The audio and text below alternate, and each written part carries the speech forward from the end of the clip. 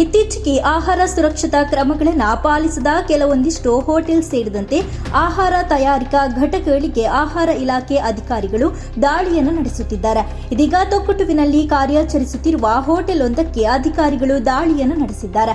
ಈ ಬಗ್ಗೆ ಜಿಲ್ಲಾ ಆಹಾರ ಸುರಕ್ಷತಾ ಅಂಕಿತ ಅಧಿಕಾರಿ ಡಾಕ್ಟರ್ ಪ್ರವೀಣ್ ಕುಮಾರ್ ಅವರು ಮಾತನಾಡಿ, ಸಾಂಬಾರಿನಲ್ಲಿ ಜಿರಳೆ ಇದೆ ಎಂದು ಗ್ರಾಹಕರೊಬ್ಬರು ನೀಡಿದ ದೂರಿನ ಮೇರೆಗೆ ದಾಳಿಯನ್ನು ನಡೆಸಲಾಗಿದೆ. ಅಡುಗೆ ಕೋಣೆಯಲ್ಲಿ ಆಹಾರ ದಾಸ್ತಾನು ಮಾಡಲು ಪ್ರತ್ಯೇಕ ಕೊಠಡಿ ಇಲ್ಲದೆ ಎಲ್ಲೆಂದರಲ್ಲಿ ಆಹಾರ ಪದಾರ್ಥಗಳನ್ನು ರಾಶಿ ಹಾಕಲಾಗಿತ್ತು. ಎಲ್ಲ ಆಹಾರ ಪದಾರ್ಥ ತೆರವುಗೊಳಿಸಿ ಅಡುಗೆ ಕೋಣೆಯನ್ನು ಶುಚಿಗೊಳಿಸಲಾಗಿದೆ. ಆಹಾರ ಪದಾರ್ಥಗಳನ್ನು ಪ್ರತ್ಯೇಕವಾಗಿ ಜೋಡಿಸಿಡಲು ಹೋಟೆಲ್ ಮಾಲೀಕರಿಗೆ ನಿರ್ದೇಶನವನ್ನು ನೀಡಲಾಗಿದೆ. ಇದರ ಜೊತೆಗೆ ಮಾಲೀಕರಿಗೆ ನೋಟಿಸ್ ನೀಡಿ ಎಡಿಸಿ ನ್ಯಾಯಾಲಯದಲ್ಲಿ ಪ್ರಕರಣವನ್ನು ದಾಖಲಿಸುವುದಾಗಿ ತಿಳಿಸಿದ್ದಾರೆ. ದಕ್ಷಿಣ ಕನ್ನಡ ಜಿಲ್ಲಾ ಆಹಾರ ಸುರಕ್ಷತಾ ಅಧಿಕಾರಿ ಡಾಕ್ಟರ್ ಪ್ರವೀಣ್ ಕುಮಾರ್ ಅವರು ಸಾರ್ವಜನಿಕರೊಬ್ಬರ ದೂರಿನ ಮೇರೆಗೆ ತೊಕ್ಕೊಟ್ಟು ನಲ್ಲಿರುವಂತಹ ಹೋಟೆಲ್ ವೃಂದಾವನಲ್ಲಿ ದಾಳಿ ಮಾಡಿದ್ದಾರೆ. ಗ್ರಾಹಕರೊಬ್ಬರು ಸಾಂಬಾರಲ್ಲಿ ಜಿರಳೆ ಇದೆ ಅಂತೇಳಿ ನೀಡುತ್ತಾರೆ.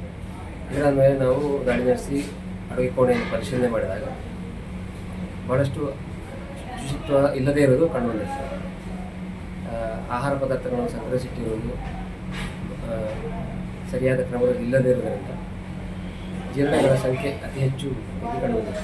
ಆದ್ದರಿಂದ ತಕ್ಷಣಕ್ಕೆ ಸ್ಟೋರೇಜ್ ರೂಮು ಆಹಾರ ಪದಾರ್ಥಗಳನ್ನು ಸಂಗ್ರಹಿಸಿರುವ ಕೋಣೆ ಇಲ್ಲದಿರುವುದರಿಂದ ಎಲ್ಲ ಆಹಾರ ಪದಾರ್ಥಗಳನ್ನು ತೆರವುಗೊಳಿಸಿ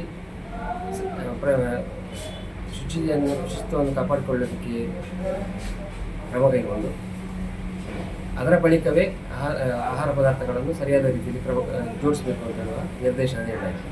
ಅದರ ಪ್ರಕಾರ ಈಗ ತಾತ್ಕಾಲಿಕವಾಗಿ ಹೋಟೆಲ್ ಸ್ಥಗಿತಗೊಳಿಸಿ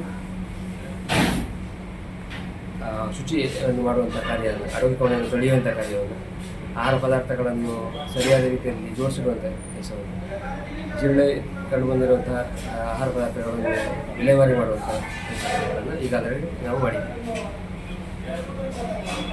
ಹಾಗೆ ಇದರ ವಿರುದ್ಧ ನಾವು ಕಾಪಾಡಿಕೊಳ್ಳದೇ ಇರುವ ಕಾರಣದಿಂದ ನಾವು ದಂಡ ವಿಧಿಸಲಿಕ್ಕೆ ಎಡಿಸಿ ನ್ಯಾಯಾಲಯದಲ್ಲಿ ಪ್ರಕರಣವನ್ನು ಸಹ ದಾಖಲು ಮಾಡ್ತೀವಿ. ಅವರಿಗೆ ನೋಟಿಸನ್ನು ಸಹ ಕೊಡ್ತಾ ಇದ್ದೀವಿ.